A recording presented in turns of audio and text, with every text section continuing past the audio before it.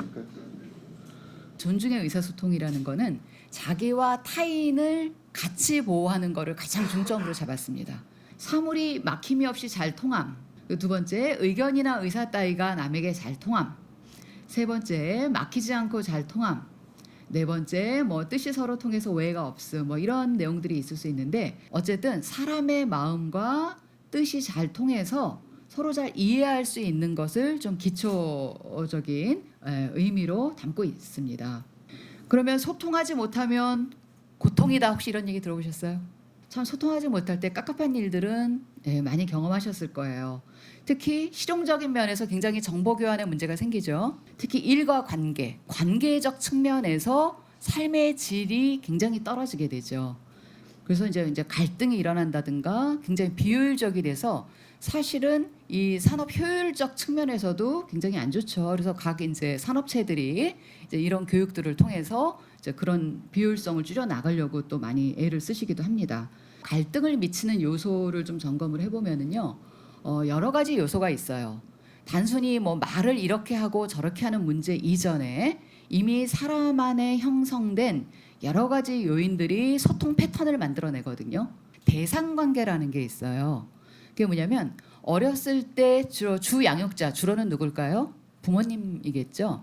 부모님과의 관계가 신뢰 형성들이 잘 됐는지, 거기서 또 상호작용들이 잘 형성돼서 학습이 됐는지, 이런 게 잘 이루어지지 않은 분들이 소통에서도 조금 문제가 되는 경우들이 있습니다. 두 번째는 기질 문제죠.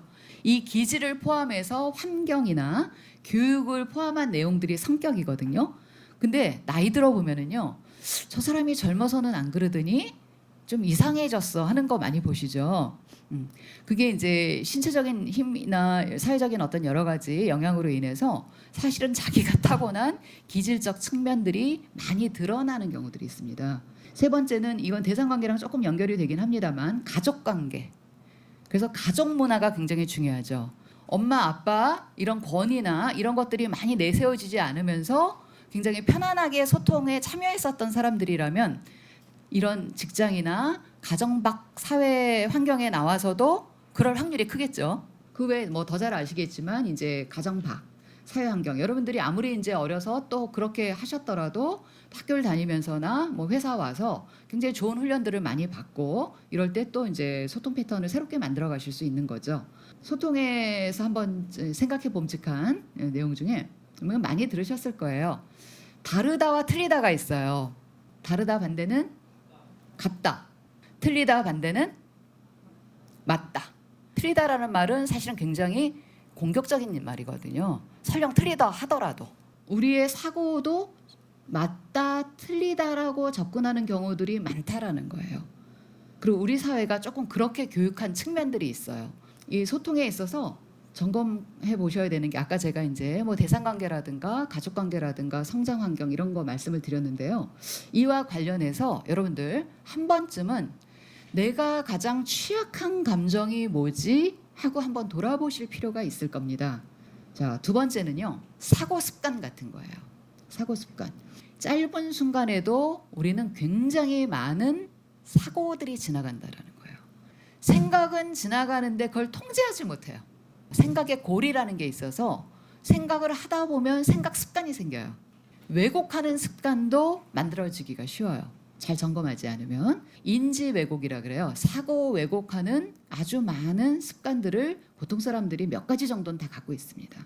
특히 왜 이분법적인 사고가 많으신 분들이 있어요.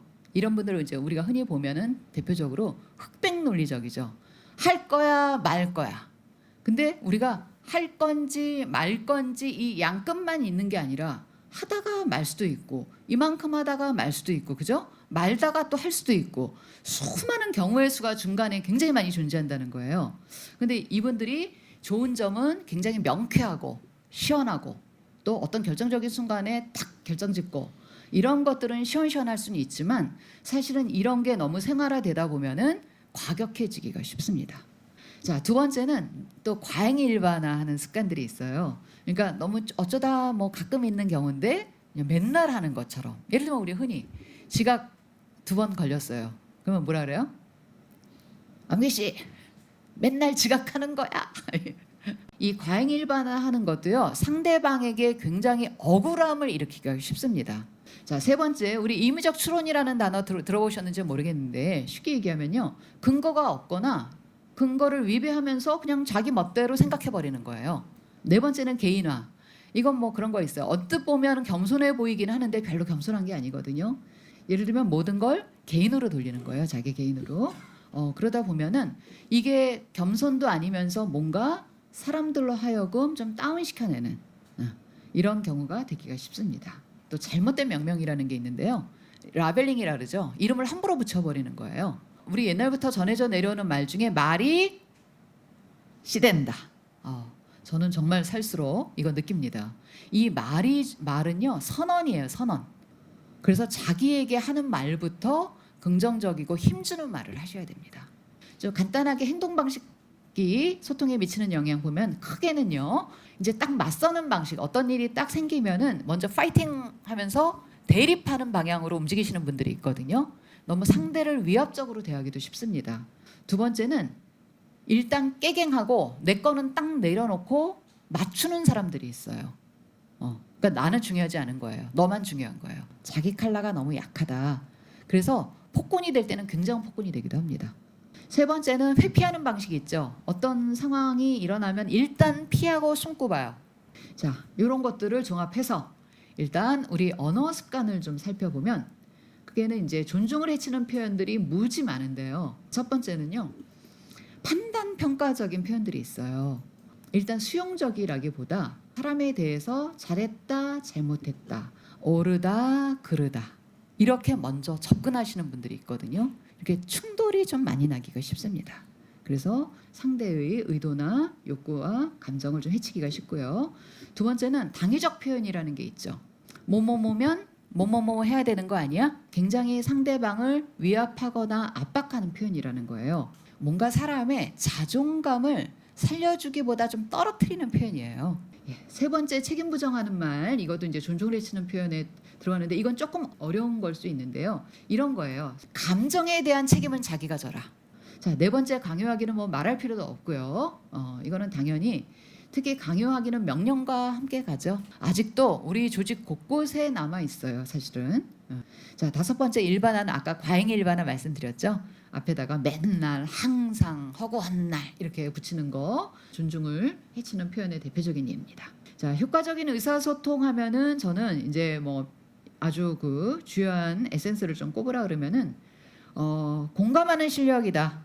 뭐 경청은 말할 것도 없죠. 우리가 이제 대화할 때 좀 다양한 요소가 있는데 사람들은 사실은 굉장히 자기 얘기를 하고 싶어 하거든요.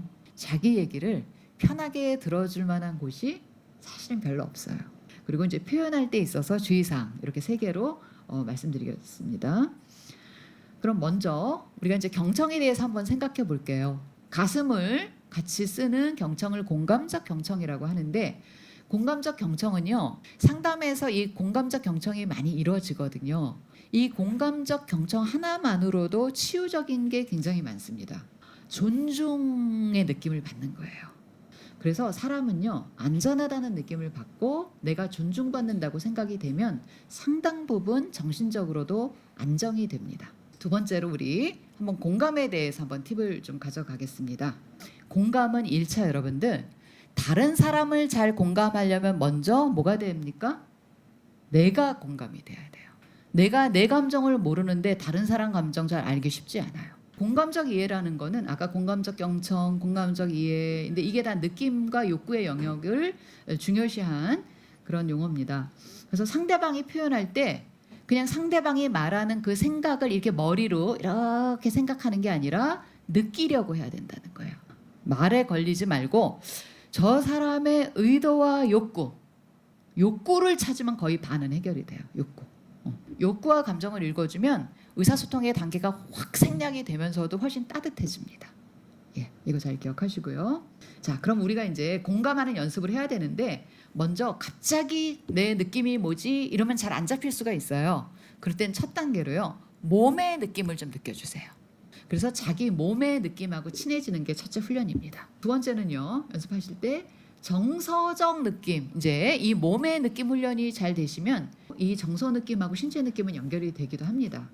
근데 이 정서 느낌은 어떻게 분류를 하냐면 긍정적 느낌, 부정적 느낌으로 크게 볼 수 있는데, 긍정적인 느낌은 욕구가 충족이 되면 기분이 좋잖아요. 그럼 좋은 느낌이 올라와요. 그런데 욕구가 좌절이 되면 어때요? 기분 나빠지는 거예요. 적어도요, 상하고절을 막론하고 다른 사람의 느낌을 개입하고 통제하려고 하지 마세요. 그래서 우리가 감정을 잘 느끼고 표현하게 하는 그런 문화가 되면 좋겠죠. 그래서 제가 아까 유의해야 되는 거는요, 사이비 감정이에요. 사이비 감정. 저는 이걸 사이비 감정이라고 이름 붙였는데, 느낌처럼 쓰지만 느낌이 아닌 거죠. 판단적 표현 뒤에 느낌자가 붙는다고 느낌이 아니다. 그래서 비효율적 소통의 주요 원인이 되기가 쉽습니다. 내가 늦어서 자기가 무시당하는 느낌이 든대. 그러면 복잡해지기 시작하거든요. 미안은 한데 내가 그렇다고 쟤를 무시한 거는 아닌데, 좀 이게 깔끔해지지가 않는 거죠. 그래서 그냥 너가 늦게 와서 좀 당황스러웠어. 다음부터는 뭐 제 시간에 와줬으면 좋겠어. 이러면 깨끗하게 전달을 하게 되죠. 세 번째, 우리가 이제 연습을 할 때 이제 욕구를 좀 알아차리는, 아까 제가 욕구가 굉장히 중요하다고 그랬죠. 욕구는 인간의 안녕과 행복을 위해서 갖는 보편적인 바람을 욕구라고 합니다. 자, 그럼 눈으로 보세요. 생존, 안전, 뭐 소속, 인정, 이거 인간 누구나 다 갖고 있는 욕구죠. 이 욕구는 좋고 나쁜 게 아닙니다. 자, 한번 볼까요? 후배들이 갑질을 해서 관두고 싶어. 갑질이란 말 뒤에는 뭐가 있는 거냐면 존중받고 싶다는 겁니다. 그죠? 다 같이 서로 존중하면서 일하고 싶은데 좀 그런 게 잘 안 되는구나, 이렇게 표현해 줄 수 있고요. 마지막으로 우리가 표현할 때 주의해야 되는 것들이 있어요. 특히 너 전달보다는 나 전달을 해라. I 메시지 얘기 많이 들어보셨죠? 너를 주어로 자꾸 하다 보면은 자기도 모르게 판단과 평가가 많이 되기 시작해요. 자, 두 번째는요, 관찰적 표현. 이거를 이제 객관적 표현이라고도 합니다.